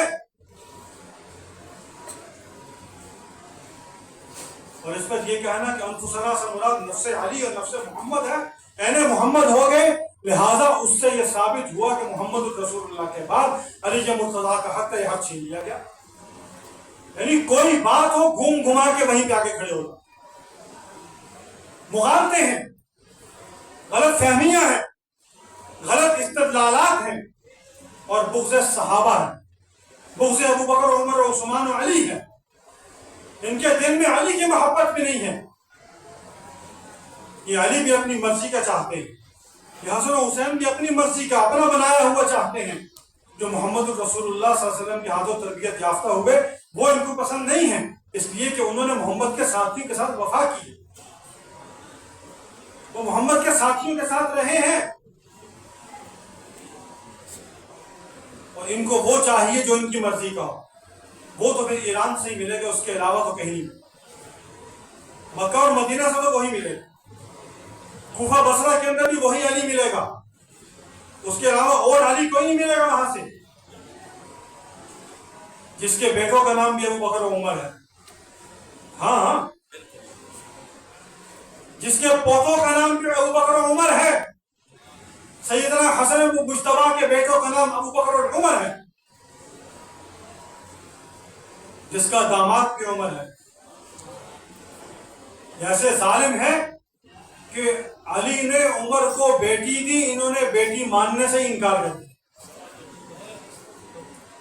انکار کر دی کہ ہے ہی نہیں بیٹی۔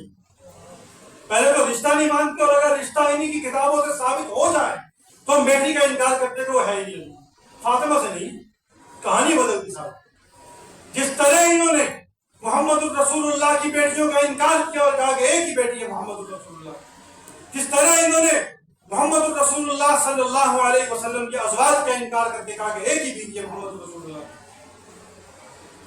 حضور علیہ السلام کی 13 ازواج مطہرات، 4 بنات طاہرات، اور انہی میں پوچھیں نا ان سے، پوچھیں ان سے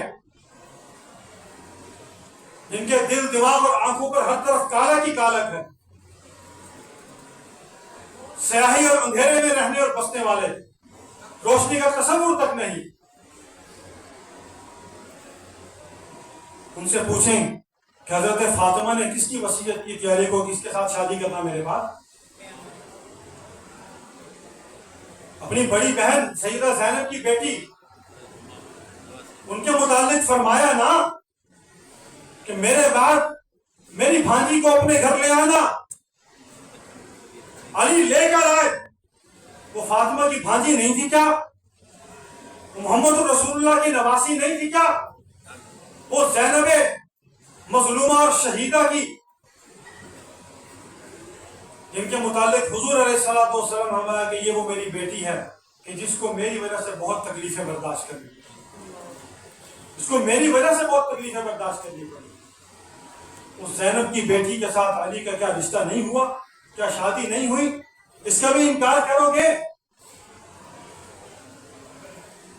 جھوٹ کے پاؤں نہیں ہوتے، جھوٹ پکڑا جاتا ہے۔ اللہ، اس سے اگلا واقعہ جس سے پھر استدلال ہوتا ہے کہ جناب خلافت بلا فصل علی ہے، میں نے کسی حوالہ دیا بھی اس کا۔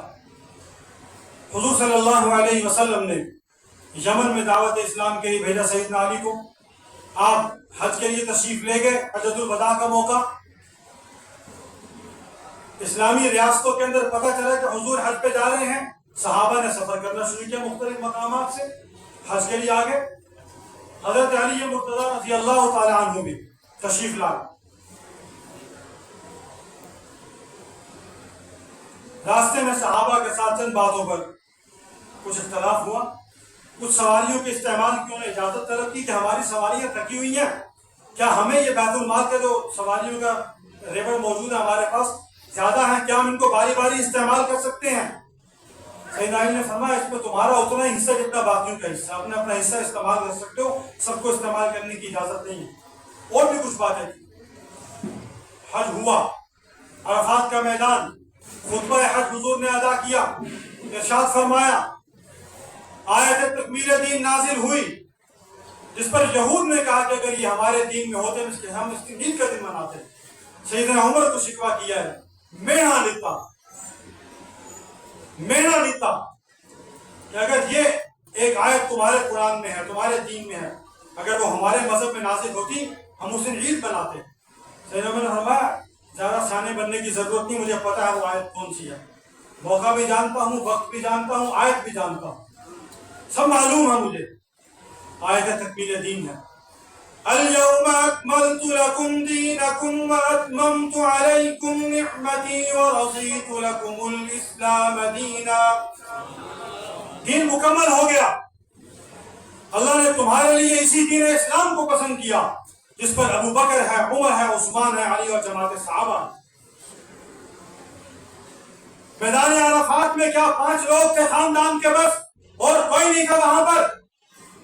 نبی اعلان صرف انہی کو سنا رہے ہیں، نبی دین کی تکمیل کے لیے گواہ انہی کو بنا رہے ہیں صرف، نہیں، صحابہ کی پوری جماعت وہاں موجود ہے۔ نبی انہیں کہتے ہیں کہ کیا میں نے جو کچھ میرے ذمہ تھا پہنچا دیا؟ الا هل بلغت؟ صحابہ نے اس کا جواب دیا، رسول اللہ قد بلغت الرسالہ ادیت الامانہ ونصحت الامہ۔ آپ نے اپنی تمام تر ذمہ داریاں پوری کر دی۔ اس کے بعد رسول اللہ صلی اللہ علیہ وسلم نے ارشاد فرمایا، اللہم اشہد، اللہم اشہد، اللہ تو بھی گواہ ہو جائے اس کے اوپر، میرے ذمہ جو فرض تھا میں نے پورا کر دیا، جو فرض تھا پورا کر دیا۔ نبی کے ذمہ یہی تھا نا، یتلو علیہم آیاتہ ویزکیہم ویعلمہم الکتاب والحکمہ۔ نبی نے قرآن کی تلاوت بھی کی، اس تلاوت نے دلوں کی کیفیت بدل دی، دلوں کو پلٹ دیا، کفر سے ایمان کی طرف لے آئی وہ تلاوت۔ آج ہم قرآن کی تلاوت سنتے ہیں، دل پہ اثر ہوتا ہے، نبی کی آواز کا اثر نہیں ہوگا۔ میں عرض کرتا ہوں حضور نے فرمایا قبیلہ عشر کے لوگوں کو، اے شریکین، اللہ نے تمہیں مزامیر آل داؤد میں سے حصہ عطا فرمایا ہے۔ نبی کے صحابہ میں آل داؤد کے مزامیر ہیں، تو کیا محمد الرسول اللہ کے گھرے میں کچھ نہیں تھا؟ اس کی آواز میں کوئی اثر نہیں تھا؟ سیدنا عمر فاروق کو وحشی اور قاتل اور سفاک اور ظالم بنا کر پیش کرنے والوں، تم نے ان کے اسلام لانے کا جو واقعہ تلاشا اور گھڑا اور تاریخ میں گھسیڑ کر اتنا مشہور کر دیا کہ ہم بھی اسی کے پیچھے لگ گئے سارے اہل سنت۔ کیا نہیں جانتے کہ سیدنا عمر نے حضور علیہ الصلوۃ والسلام کے بیت اللہ میں رات کو کلام سنا، دل میں خیال پیدا ہوا کہ یہ تو کسی شاعر کا کلام لگتا ہے، اللہ نے وہی حضور کی زبان سے الفاظ جاری کروائے، وما هو بقول شاعر، شاعر کا کلام نہیں ہے، ولا بقول کاہن، دوسرا خیال پیدا، اس کا جواب مل گیا، کاہن کا کلام بھی نہیں ہے، تنزیل من رب العالمین انہ لقول رسول کریم، اللہ کا کلام ہے، اللہ کا کلام ہے، یہ اس کی طرف سے نازل ہوا ہے۔ عمر بن خطاب کو جب یہ جواب یکے بعد دیگرے ملے، دل کی کایا پلٹ گئی، حضور کی خدمت میں حاضر ہوئے، آپ نے کہا کیسے آئے ہو؟ تو جھٹکا دیا دامن کو، عمر قدموں کے بل گر پڑا، یا رسول اللہ اشہد ان لا الہ الا اللہ اشہد ان محمد رسول اللہ۔ حضور نے حضرت ارقم ابن ارقم کے گھر دار ارقم میں بیٹھ کے اللہ اکبر کی تکبیر و صدا بلند کی، مکہ گونجا اس سے۔ عمر اسلام میں آیا، اسلام کو عزت اور توقیر ملی اس کے ساتھ۔ تم نے عمر کو وحشی بنا کے پیش کیا، نبی کا قاتل بنا کے پیش کیا، اور تم نے یہ بدبکین موسیوں نے کہ جو نبی کو قتل کرنے کی غرض سے گھر سے نکلے، ہم اس کو مسلمان سمجھ لیں، کیسے ہو سکتا؟ آپ سنتے نہیں نا، آپ غور نہیں کرتے، ایک ایک جملے میں زہر ہے، ایک ایک جملے کے اندر گٹر کی سنڈاس اور بدبو ہے، غلاظت ہے اس کے اندر، بغض صحابہ، بغض اہل بیت، بغض خلفائے راشدین سے بھرے ہوئے ان کے دل و دماغ، ابلتے ہوئے گٹر ہے، اس کے زیادہ کوئی اوقات نہیں ان کی۔ جن کے دلوں میں صحابہ کی محبت نہیں ہے، ہمارا ان سے کوئی تعلق نہیں، اہل سنت کا ان سے کوئی تعلق نہیں ہے۔ ہمیں یہ کہا جائے کہ تم جناب امن کی بات کرو، امن کی فاختہ بن کے چلو، وہ بادشاہی مسجد کی فاختہ اڑ رہی ہے پورے پنجاب کے اندر، اڑتی رہے، اڑتی رہے، ہمیں اس سے کیا کر؟ یہ مداہنت نہیں ہوتی ہم سے کہ یہاں بھی کھائیں وہاں بھی کھائیں بیٹھ کر۔ ہم نے کلمہ نبی کا پڑھا ہے، کسی اور کا نہیں پڑھا۔ ہم نے وہی کلمہ پڑھا جو محمد رسول اللہ کا کلمہ ابوبکر صدیق نے پڑھا، جو عمر بن خطاب نے پڑھا، نبی نے نعرہ تکبیر بلند کیا، جو علی مرتضیٰ نے نبی کی گود میں پڑھا، جو فاطمہ نے نبی کی گود کے اندر پڑھا۔ حد ہو گئی ہے، سارے امن کے تقاضے اور مطالبے ہم سے، ساری خاموشی ہم اختیار کریں۔ ہم تو نہیں بولتے، ہم تو حقیقت بیان کرتے ہیں، اس پر ہی پابندی ہے۔ ہم حدیث بیان کریں، اس پر ہی پابندی ہے۔ ہم سیرت علی بیان کریں، اس پر سیرت علی ہی تو ہے کہ علی عمر کے ساتھ کھڑے ہیں، یہی تو عرض کرنا۔ ایف آئی آر کاٹ دو اس کے اوپر کہ تم نے عمر کا نام لیا کہ عمر علی ایک ہے، کاٹ دو۔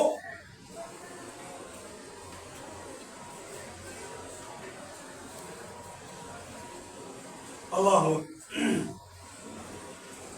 حضور صلی اللہ علیہ وسلم نے حج کے بعد واپسی پر سفر شروع کیا مدینہ کا۔ 18 ذی الحج ہے۔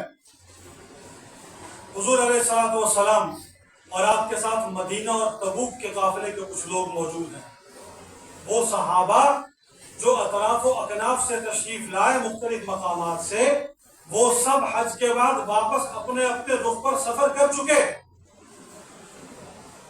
حضور علیہ السلام حج کے تمام مناسک مکمل کر کے اپنے ساتھ آنے والے صحابہ کے ساتھ مدینہ واپس تشریف لے جا رہے ہیں۔ پیدل سفر ہے۔ اس سفر میں جہاں کوئی تالاب ہوتا تھا، جہاں کوئی کنواں ہوتا تھا، جہاں کوئی پانی کی جگہ ہوتی تھی، وہاں رکتے تھے، پڑاؤ کرتے تھے، اور اس پڑاؤ پر سواریوں کو پانی پلاتے، خود پانی پیتے، اپنے برتن بھرتے، مشکیزیں بھرتے، تاکہ اگلا سفر آسان ہو جائے۔ یہ والی فراوانی نہیں تھی۔ آج سے چند سال پہلے تک مینا، عرفات، مزدلفہ میں پانی نہیں ملتا تھا، نل کے چند ایک تھے۔ پھر تو اب حکومت نے آسانی کر دی کہ قدم قدم پر پانی کے کولر لگے، قدم قدم پر پنکھے موجود، اے سی لگ کے پتہ نہیں کیا کچھ ہو گیا۔ لیکن حج اب بھی مشکل ہے، حج اب بھی مشقت کا نام ہے، اب بھی اس میں آزمائش ہے، صعوبت ہے، تھکن ہے۔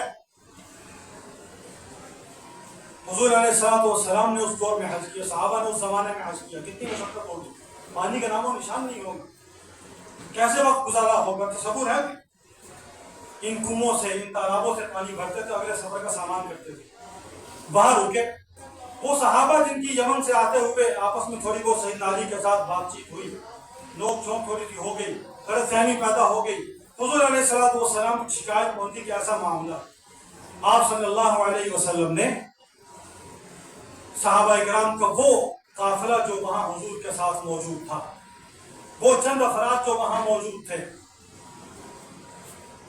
وہ صحابہ نہیں جو سارے عرفات میں تھے، وہ سب چلے گئے، تصدیق کر کے گئے، تکبیر دین کا اعلان سن کر گئے، چلے گئے، اور کئی تو روتے ہوئے گئے، آیت تکمیل دین کے بعد اب حضور علیہ السلام ہم میں زیادہ دیر نہیں رہیں،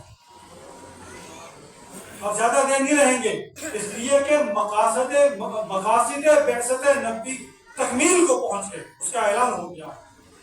اب آپ ہمارے ہاں چراغ سحری کتنے دن باقی ہیں؟ حضور نے وہاں خطبہ ارشاد فرمایا، اس میں کہا من کنت مولا فعلی مولا، کہ یاد رکھو جو مجھے محبوب رکھتا ہے اسے چاہیے کہ علی سے بھی محبت کرے، اسے بھی محبوب رکھے۔ نبی کا حکم ہے، ہم اس حکم کو ماننے والے۔ کون مسلمان ہے جو علی سے محبت نہیں کرتا؟ جو نہیں کرتا وہ مسلمان نہیں ہے، وہ جنتی نہیں ہے، وہ اسلام پر نہیں ہے، اس کی بخشش نہیں ہے، اسے جنت کی خوشبو بھی نہیں ملے گی، وہ دور دور سے آتی ہے۔ اب اس موقع پر کہنا جناب، غدیر خون کے موقع پہ حضور صلی اللہ علیہ وسلم نے سیدنا علی کی خلافت بلا فصل کا اعلان کیا تھا، لہٰذا ہم عید غدیر اس لیے مناتے ہیں۔ ہمارے مسلمان بھی مٹھائیاں کھاتے ہیں، حلوے گھروں میں آتے ہیں، کھیریں پک پک کے آتی ہیں اور ہم چھپ چھپ کے کھاتے ہیں بیٹھ کے حرام کا مال۔ جب اندر ہی حرام جائے گا تو حب صحابہ کیسے رہے گا؟ حرام ہے نا۔ جب 22 رجب کے کونے اندر جائیں گے تو پھر محبت معاویہ نہیں ہوگی، جب 10 محرم کے کھچڑ پکے ہوئے کھائیں گے تو پھر حب حسین بھی نہیں ہوگا، جب یکم محرم کی عید بابا شجاع منائی جائے گی اور اس پر جشن ہوگا تو اس پہ پکنے والی حلوہ پوڑی اور دیگر حلوے مانڈے جب جائیں گے اندر تو پھر عمر کی محبت دل و دماغ کے اندر نہیں رہے گی، ایمان باقی نہیں رہے گا۔ پھر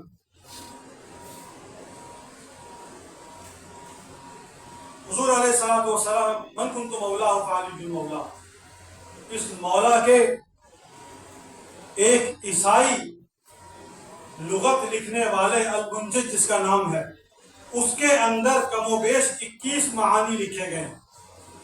ان تمام معانی کے اندر اس عیسائی نے جو لکھے اس میں ایک معنی اور مطلب بھی مولا کا اپنے بعد امام اور نائب کے نہیں ہے، نہیں ہے۔ اہل سنت کو چھوڑ دیجیے، مسلمانوں کو ویسے آپ چھوڑ دیں، عیسائی کی لوگ اٹھا لیں۔ جون کے مہینے کا ماہانہ پر نقیب ختم نبوت موجود ہے اسٹال پر، ہمارے احباب رسالہ پڑھتے نہیں، ہمارے جماعتی ساتھی نہیں پڑھتے، لیکن رسالہ اسے باقاعدہ مضمون موجود ہے، 16 معانی کی پوری تفصیل لکھی ہے، کون کون سا معنی لغت میں آتا ہے اسلام۔ اس میں لفظ امام نہیں ہے، نائب نہیں ہے، خلیفہ بلا فصل نہیں ہے، یہ مطلب ہی نہیں اس کا، اور یہ مراد رسول بھی نہیں ہے۔ یہاں رسول کی مراد بھی یہاں پر یہ نہیں ہے۔ رسول اللہ صلی اللہ علیہ وسلم کی ایک ہی مراد ہے کہ علی سے محبت رکھو، اس کے بارے میں غلط خیال دل میں نہ ہو۔ میرا داماد ہے، میرا بھائی ہے، میرا ربیب ہے، میں نے اس کو پالا، مجھے اس سے بڑی محبت ہے، تم بھی اس سے محبت رکھو۔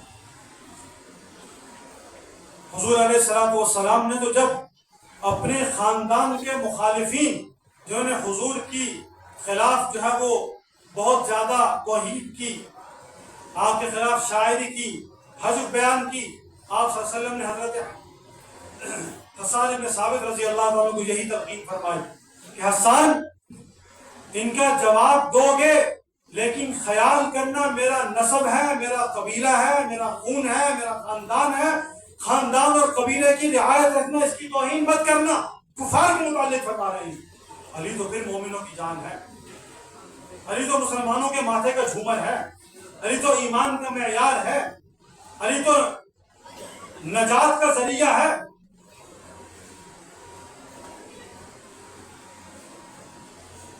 اس کے متعلق نبی نے فرمایا کہ اس سے محبت کرو، یہ نہیں فرمایا کہ اس کو امام بناؤ اور میرے بعد اس کو خلافت بلا فصل کا منصب دے کے اس کو بٹھا دو، یہ معنی نہیں ہے کہیں پر۔ خود سیدنا علی سے بھی اس کے متعلق کچھ موجود نہیں ہے۔ اور یہ لفظ مولا حضور صلی اللہ علیہ وسلم نے حضرت علی رضی اللہ تعالیٰ عنہ کے علاوہ دیگر صحابہ کے لیے بھی فرمایا ہے، تو وہاں کیا معنی لیں گے جناب؟ کیا معنی لیں گے وہاں؟ حضور نے فرمایا کس کے لیے؟ حضرت زید بن حارثہ کے لیے حضور نے فرمایا انت اخونا و مولانا، انت اخونا و مولانا۔ اب یہاں اس کا معنی پھر کیا ہے کہ نہیں نیابت رسول ہے، خلافت بلا فصل رسول اس کا مطلب ہے، اس معنی میں اس کو لے جائیں گے؟ نہیں بھائی، ہوش کے ناخن لیں، جو بات جتنی ہے جہاں ہے اس کو ویسے ماننے کے کون انکار کرتا ہے اس کا، لیکن اگر آپ اس کو غلط رنگ دینے کی کوشش کریں گے تو آپ کو نہیں چلنے دیا جائے۔ اور ہم اپنے مسلمانوں کے ایمان کی حفاظت کے لیے جتنے ہیں جیسے ہیں کوشش کریں گے، پہرا دیں گے کہ ان کے دل سے حب صحابہ نہ نکلے، ان کے دل سے حب اہل بیت نہ نکلے، ان کا تعلق صحابہ کی جماعت میں موجود ہر طبقے کے ساتھ بالکل ٹھیک باقی ہے، جس طرح رسول اللہ صلی اللہ علیہ وسلم کو مقصود ہے، جس طرح اللہ سبحانہ و تعالیٰ کی منشا ہے، اس طرح ان کا تعلق باقی رہے۔ حضرت علی مرتضیٰ رضی اللہ تعالیٰ عنہ، اللہ اکبر، آپ کا تعلق حضور علیہ السلام کے ساتھ اس طرح رہا، حضور نے ان کے متعلق جو کچھ فرمایا، اتنی محبت کا اظہار کیا، اور آپ کا حضور سے اتنا عجیب تعلق، محبت کا عجیب بات، صلح حدیبیہ کے موقع پہ صلح نامہ لکھا گیا، سیدنا علی نے محمد رسول اللہ لکھا، کفار نے اعتراض کر دیا کہ محمد ابن عبداللہ لکھا جائے کہ رسول اللہ مٹاؤ۔ حضرت علی نے کہا یا رسول اللہ، میں تو رسول اللہ کا لفظ نہیں مٹاتا، مجھ میں اتنی ہمت نہیں، مجھ میں اتنی، یہ ہے علی کی رسول سے محبت، یہ ہے علی کے دل میں رسول کی تعظیم، کہ میں نے جب رسول اللہ ہی مانا ہے تو پھر میں کس طرح اپنے ہاتھوں سے رسول اللہ کے لفظ کو مٹاؤں؟ میں نہیں مٹا سکتا، مجھ میں ضرورت نہیں اتنی۔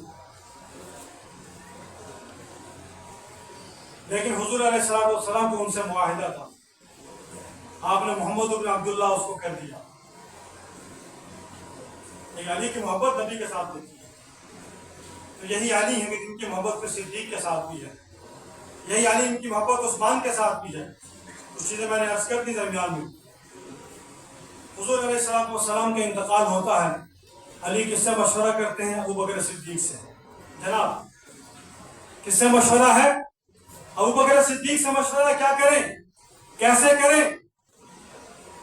حضرت علی ابو بکر صدیق رضی اللہ تعالیٰ عنہ کی بیعت کے اندر بھی تعجیل کرتے ہیں۔ بیعت کے بعد مشورہ ہوتا ہے کہ اب غسل، کفن، دفن، حضور علیہ السلام کی قبر مبارک، یہ سارے امور کون انجام دے؟ امیر آپ فرمائے۔ حضرت ابو بکر نے فرمایا جو گھر کے لوگ ہیں، جو قریبی ہیں، وہ نام لیا حضرت عباس کا، حضرت علی کا، فضل ابن عباس کا، قسم ابن عباس کا، آپ کے غلام شقلان کا، اسامہ بن زید کا، انہیں کہیں یہ غسل دیں گے، یہ کفن دیں گے، یہ قبر میں اتاریں گے۔ نماز جنازہ کی باری آئی کہ جنازہ کون پڑھے گا، کیسے پڑھے گا؟ رائے صدیق اکبر کی ہوئی، یہ دس کر کے آئیں، فرشتے آئیں گے، اور اس طرح ساری ترتیب چلے گی۔ مہاجرین انصار سب نے جنازہ پڑھا، دعا کی، آتے درود پاک پڑھا، آپ علیہ السلام کی تدفین عمل میں آئی حضرت ابوبکر صدیق کے مشورے کے ساتھ۔ علی ابوبکر کے مشیر بھی ہیں، علی عمر کے مشیر بھی ہیں۔ سن ہجری چلتا ہے، مشورہ علی کا ہے، عمل عمر نے کیا ہے۔ مسلمانوں کا سال کہاں سے شروع کیا جائے؟ علی فرماتے ہیں امیر المومنین ہجرت کے واقعے سے اس کا آغاز کریں۔ سیدنا عمر نے اس کو تسلیم کیا۔ خلافت کے منصب پر بیٹھنے کے بعد سیدنا عمر بن خطاب اپنی تجارت اور کاروبار کے لیے نکلنے لگے۔ حضرت علی نے کہا اگر آپ کاروبار کریں گے نظام حکومت کون چلائے گا امیر؟ مشورہ عمر نے علی کا قبول کیا اور اپنے لیے علی کے مشورے سے بیت المال سے وظیفہ مقرر کیا۔ علی ابو بکر کے بھی مشیر ہیں، عمر کے بھی مشیر ہیں، عثمان کے بھی مشیر ہیں۔ علی کا تو جھگڑا کسی کے ساتھ نہیں، کسی کے ساتھ جھگڑا نہیں ہے۔ اور یہی محبت علی ہے جس کو بیان کرنے کی ضرورت ہے، یہی سیرت علی ہے جس کو بیان کرنے کی ضرورت ہے، یہی سوانح علی ہے جس کو بیان کرنے کی ضرورت ہے، اور دشمن کا چہرہ بھی بیان کرنے کی ضرورت ہے۔ جو دشمنان ابو بکر و عمر و علی و عثمان ہیں، جنہوں نے عمر کو شہید کیا، جنہوں نے عثمان کو شہید کیا، انہی کی ذریت نے 17 رمضان کو علی کے مرتضیٰ پر مدینہ میں بلکہ کوفہ میں، اور حضرت معاویہ پر شام میں، حضرت عمر بن عاص پر مصر کے اندر انہوں نے حملہ کیا، اور 3 صحابہ میں سے 2 زخمی ہوئے۔ حضرت عمر بن عاص تشریف نہیں لائے، خارجہ ابن حذیفہ یا خارجہ ابن حبیبہ نام آتا ہے، وہ تشریف لائے، وہ شہید ہو گئے، اور تینوں موذیوں کو قتل کر دیا گیا۔ عبد الرحمن ابن ملجم کے متعلق ایک موذی سے پوچھا پچھلے دن ایک پوڈ کاسٹ کے اندر کہ آپ جانتے ہیں وہ کون تھے؟ کہ میں تو نہیں جانتا وہ کون تھا، میں تو نہیں جانتا، مجھے تو اس واقعے کا یاد بھی نہیں ہے، ساری معلومات بھی نہیں ہے، مجھے تو پوری معلومات بھی نہیں ہے اس کے متعلق۔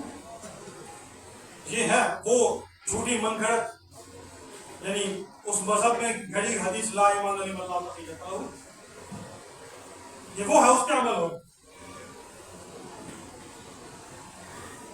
کیونکہ قاتلین انہی میں سے ہیں۔